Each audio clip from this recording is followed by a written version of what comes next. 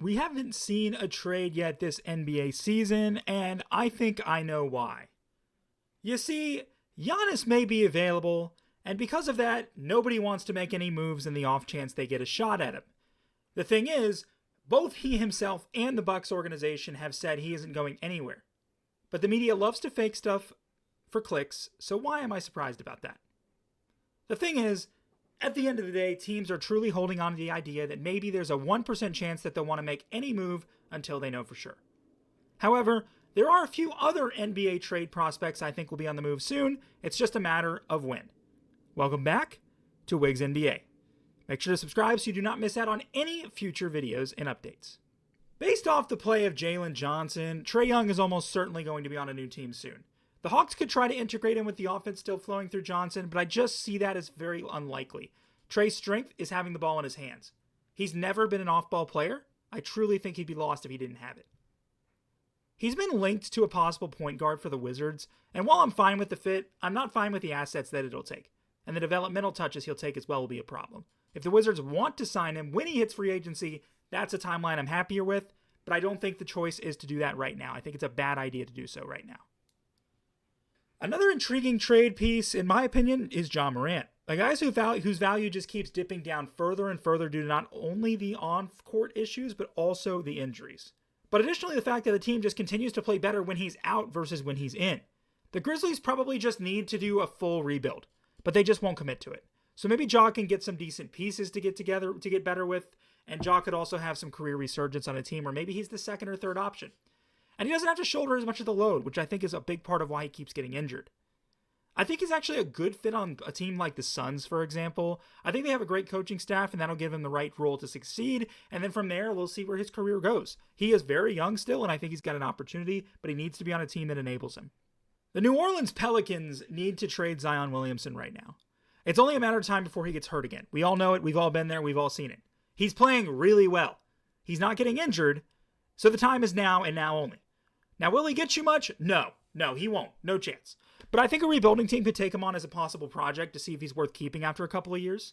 Maybe he's worth one first-round pick, if not a younger player. It's probably all the Pelicans will take for him. The Mavericks is one that I think is intriguing, and they have the money to get their hands on him.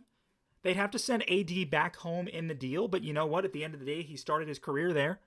And with the return of Kyrie, Cooper Flagg would have 2 stars around him to make a playoff push next year. So I think it's a realistic move for the Dallas Mavericks. They have a new front office that is competent, so that's definitely something we could see. Jimmy Butler is almost certainly going. This guy is definitely on his way to a new team, if not soon, going to be at least by next year. The Warriors need to give up. Steve Kerr said himself that the glory days are over, and while his job is to coach his heart out, he can only do so much. Steph Curry will probably yield you some decent pieces to start your rebuild, but this is Steph Curry. You're only trading him if that's what he wants. He is Mr. Golden State Warrior, and he has earned the opportunity to stay and should if that's what he wants. Jimmy Butler, on the other hand, an intriguing piece. Any team in the middle of the pack could pick up. And my personal favorite, and this is one that I thought of, was the Detroit Pistons. He fits that grit and grind two-way style really well that they like to play, and he gives Cade a go-to target that isn't Tobias Harris. It'll really take pressure off Jalen Duren too, and he probably only costs a couple of picks. I think this is a no-brainer for the Pistons. Not to mention, don't forget he is a playoff riser. We have seen him do it again and again and again, and I think Jimmy is definitely on his way somewhere. The only other one that I could really think of here off the top of my head here for a potential NBA trade that I could see going somewhere is maybe Paolo Banchero. It is definitely a shocker that you would trade him, but he's having such a bad year. Maybe he's on the way down. Maybe the Magic have realized they play better without him. I think he's an incredible talent, but I just don't see a world where he has... I think he'll bounce back next year, I do, but I do think there's a realistic world where that happens. And at some point in time, Miami Heat, I am begging you, Pat Riley, I am begging you, have a fire sale for the Miami Heat. The Miami Heat have been in the middle of the Eastern Conference forever. And just because 2 Jimmy Butler hero runs brought you to 2 finals appearances doesn't mean that what you have is going to work. But the Heat continuously will just build with these mid players and just stay in the middle of the Eastern Conference every single year and it's enough to sell tickets, and that's all they do. And it's definitely disappointing. I think the Miami Heat need to make a move. They need to trade Bam. They need to trade Tyler Hero. And they need to actually do a proper rebuild. Part of it is that they're well coached too. You could take the talent on the Miami Heat and you could put them on a bad coached team or even a coach that's kind of in the middle and they would play horrendous. Their coaching really elevates their game. But I think it's time to rebuild. I think the Miami Heat need to rebuild. They have not rebuilt since before the Big Three era.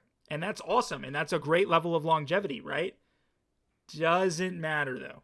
Because at the end of the day, you're not going to get good enough to win a championship. Period. Let me know if there's any other trades that you guys can think of in the comments down below. But I do agree. I think Giannis is the reason why trades haven't happened. No, I don't think he's going anywhere. He said himself that he doesn't want to. The Bucks organization also said that he didn't want to. He's frustrated, and if he wants to change his mind and decide he wants to go, he is welcome to do that. But at the end of the day, the media likes to make up fake trade rumors for clicks. They did the exact same thing for Bradley Beal all his seasons on the Wizards. They did the exact same thing for Damian Lillard again and again and again for years. They love to just pick their guy who just gets them clicks online and on YouTube and talk about him potentially getting traded when it's just not going to happen. It's ESPN's favorite thing to do, and I'll be the first one to call them out every single time I see it. Anyways, guys, thank you so much for tuning into another video. Subscribe, and don't miss out on another one. I will see you guys soon.